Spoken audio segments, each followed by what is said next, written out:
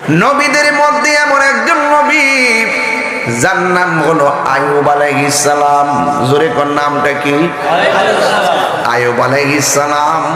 ওই আইয়ুব আলাইহিস সালামের গায়ের মধ্যে আমার আল্লাহ এত রোগ বিমার দিয়েছেন, হাত থেকে গোশতগুলা পচে পচে খুলে গিয়ে হাতটা কঙ্কাল হয়ে গেছে, হাড্ডি বেরিয়ে গেছে। পিঠের তল থেকে গোশতগুলা পচতে পচতে পিঠের হাড্ডিগুলা বেরিয়ে গেছে। যুবক, পায়ের গোসার আর রানের গোশতগুলা পচতে পচতে গোশতগুলো হাড্ডি থেকে আলাদা বিছায়া পড়ে গেছে।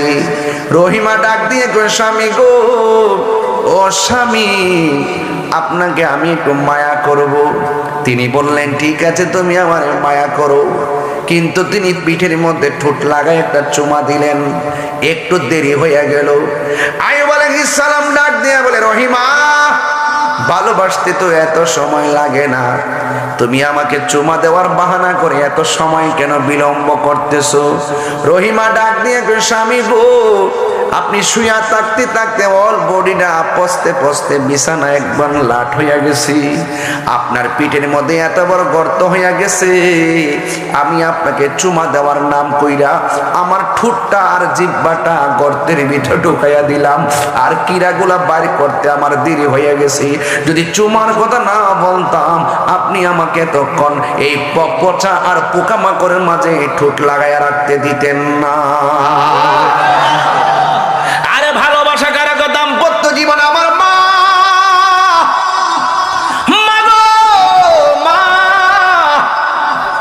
আল্লাহ ছাড়া যদি পৃথিবীতে কাউকে সাজদা করার অনুমতি দিত, স্ত্রীকে অনুমতি দিত স্বামীকে সাজদা করার জন্য, কিন্তু আমার আল্লাহ রাব্বুল আলামিন হাবিব স্ত্রী আর স্বামীর মাঝে কত মহব্বত রেখেছেন। এই জন্য সুন্নিরা আল্লাহ ছাড়া কাউকে সেজদা করে না।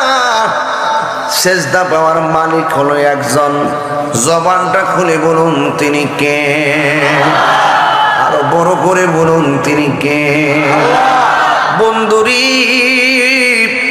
ও যুবক, হাতের মধ্যে চুমা দেওয়া হলো সুন্নত, পায়ের মধ্যে চুমা দেওয়া হলো সুন্নত। আজকে যখন আমরা সুন্নতটা পালন করতে যাই, অনেকেই সুন্নতটাকে সেজদা বলে চালাইয়া দিয়া সমাজ থেকে নবীর সুন্নতকে রহিত করতে চাই। কথা বল ঠিক কিনা? কথা কি বুঝাতে পারতেছি? এই জন্য আমার যুবক, আকাশের দিকে তাকায় আমি শুরুতে ওয়াজ ঢুকে গেছি, একটার সময় ওয়াজটা ফিনিশিং দিয়ে দিব, কিন্তু ডানে বামে গিয়ে সময় নষ্ট করব না, ডাইরেক্ট বাস্তব কথা বলছি। ও বন্ধুরে, ও চান্দুরা পাক দরবারের বাবা, আমি বলছিলাম রহিমার কথা মনে আসেনি রে বাজান? এই রহিমা এমন ভাবে চুমা দিয়ে টুটটা লাগাইয়া রাখছে, জিহ্বা দিয়া টাইনা টাইনা ওই পোকামাকড় গুলা বের করেছে। এই জন্য যারা স্বামীর খেদমত করবেন, আপনার জিন্দেগির শেষ জীবনটা রহিমার সঙ্গে হতে পারে কি পারে না?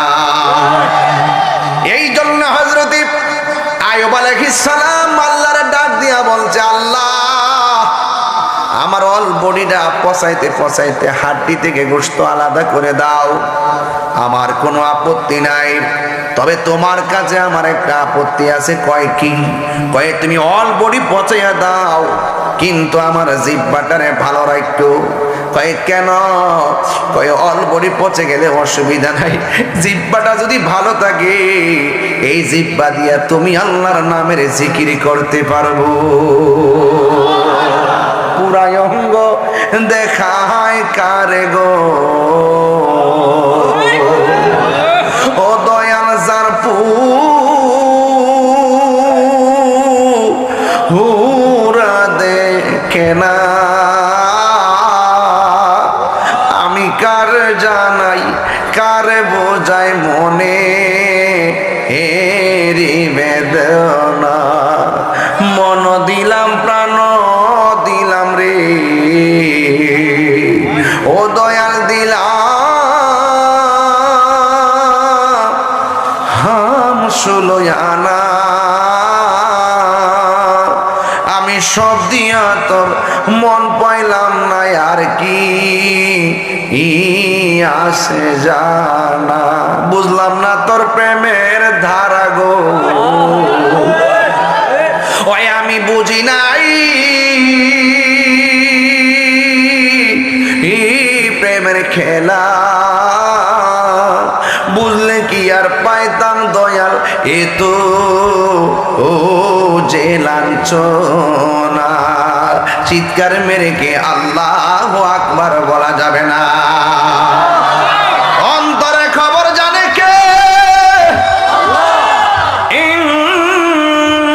ইন্নাল্লাহ আলিমুম বিযাতিস সুদূর।